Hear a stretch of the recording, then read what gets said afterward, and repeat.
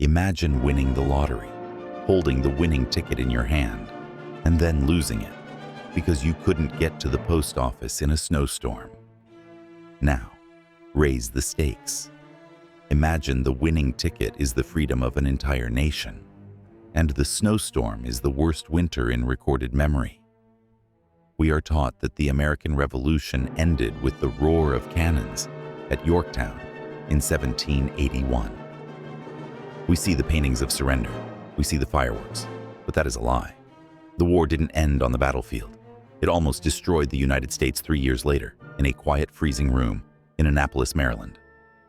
On January 14th, 1784, a handful of exhausted men were staring at a calendar that was running out of days. They were fighting a new enemy, not the British Army, but apathy, bureaucracy, and the Atlantic Ocean. If they failed to sign a specific piece of paper by this specific day, the United States of America, the bold new experiment, would likely have collapsed before it even began. Welcome to the story of the real end of the American Revolution. To understand why January 14th is so critical, we have to understand the Phantom War. By late 1783, the fighting had stopped. George Washington had famously resigned his commission and gone home to Mount Vernon for Christmas. The Treaty of Paris, the document where Great Britain would finally, officially say, "Okay, you are independent," had been negotiated in France. But here is the catch. A treaty is just a piece of paper until it is ratified, meaning approved by the government back home. The terms were strict. The treaty was signed in Paris on September 3, 1783.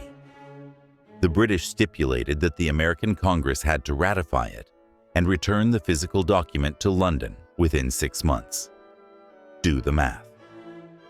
6 months to cross the Atlantic twice in the age of sail, during winter, and get a scattered group of politicians to agree on something. The clock was ticking, and the United States was already running late. Here is the dirty little secret about the early United States. Nobody wanted to run it. The Continental Congress was meeting in Annapolis, Maryland. But meeting is a generous word. The fervor of 1776 was gone. The war was over, so the delegates just stayed home. They had farms to run, debts to pay, and families to see. Thomas Jefferson was there, and he was panicking. Jefferson knew the stakes. If the treaty wasn't ratified and returned to London by March 3rd, the British could claim the Americans had breached the contract. The war could resume, or worse, Britain could negotiate separate treaties with each of the 13 states, breaking the Union apart before it started. To ratify the treaty, the Articles of Confederation required a quorum of 9 states to be present. By mid-December, only 7 states were there. Day after day, Jefferson stood at the window of the Maryland State House, watching the snowy road, praying for a carriage to appear. He wrote desperate letters. "If you do not come, we are undone." Christmas passed. No quorum. New Year's Day, 1784. No quorum. The deadline for the ship to leave for London was days away. The ice was thickening in the Chesapeake Bay. The United States was failing its first test of sovereignty, not because of tyranny, but because nobody bothered to show up for work.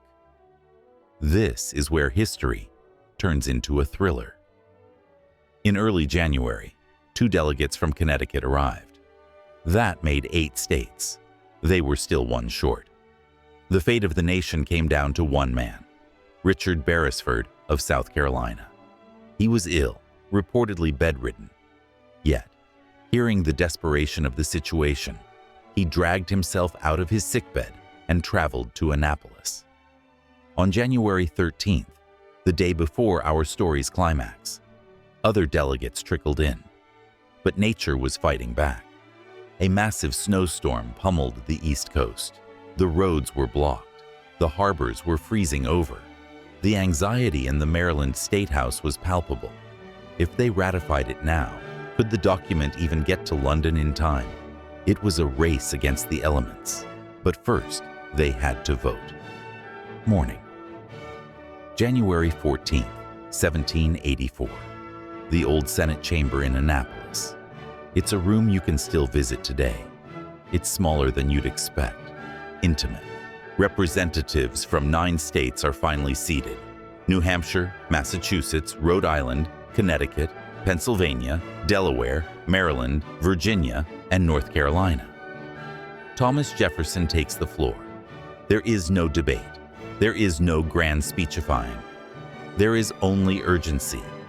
They vote unanimously to ratify the definitive treaty of peace.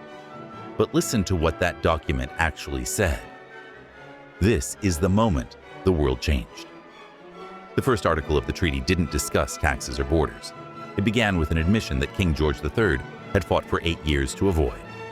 His Britannic Majesty acknowledges the said United States to be free, sovereign, and independent states. With the stroke of a pen, on January 14th, the United States transformed from a rebellious collection of colonies into a sovereign nation, equal to the powers of Europe. But they weren't safe yet. The vote was done, but the physical document was still in Maryland. It needed to be in London in less than 6 weeks. Congress made 3 copies.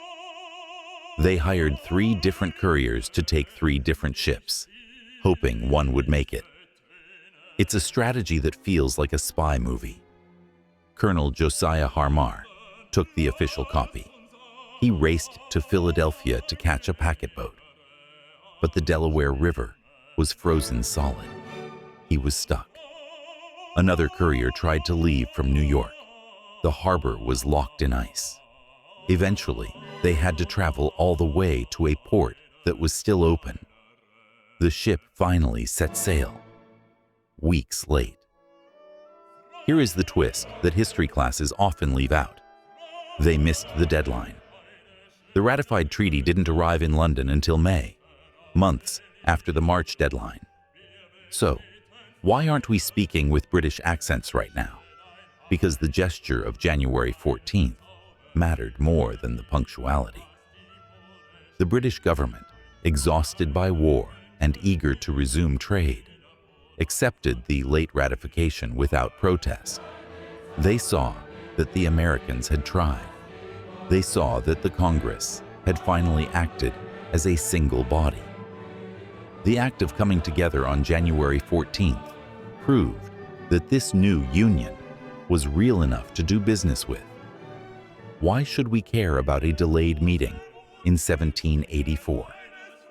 Because January 14th was the moment the United States learned that winning a war is easier than securing a peace. It was the first time the U.S. government exercised real power on the international stage.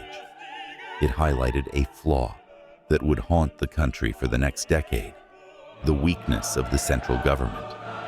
The difficulty in getting those 9 states to Annapolis convinced men like Jefferson, Madison, and Hamilton that the system was broken. You can draw a straight line from the panic of January 14, 1784, to the writing of the U.S. Constitution 3 years later. They realized they needed a government that could function even when it snowed. In our modern world, where we expect instant communication and instant results, this story is a reminder. Democracy is fragile. It requires presence. It requires people showing up even when it's cold, even when it's inconvenient. The United States wasn't born in a blaze of glory. It was secured by exhausted men in a room, doing the boring, necessary work of governance to keep the dream alive. The next time you see the American flag, don't just think of the soldiers who fought for it. Think of the sick man who dragged himself to Annapolis. Think of Thomas Jefferson staring out the window, counting the days. History hangs by a thread more often than we realize. There's a lot more to this historical event that didn't make it into this video.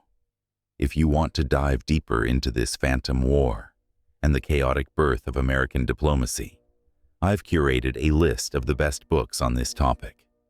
You can find them in the description below and in the first pinned comment. If you enjoyed this deep dive into the hidden moments of history, hit that subscribe button and ring the bell. We are just getting started uncovering the past. I'll see you in the next chapter of history.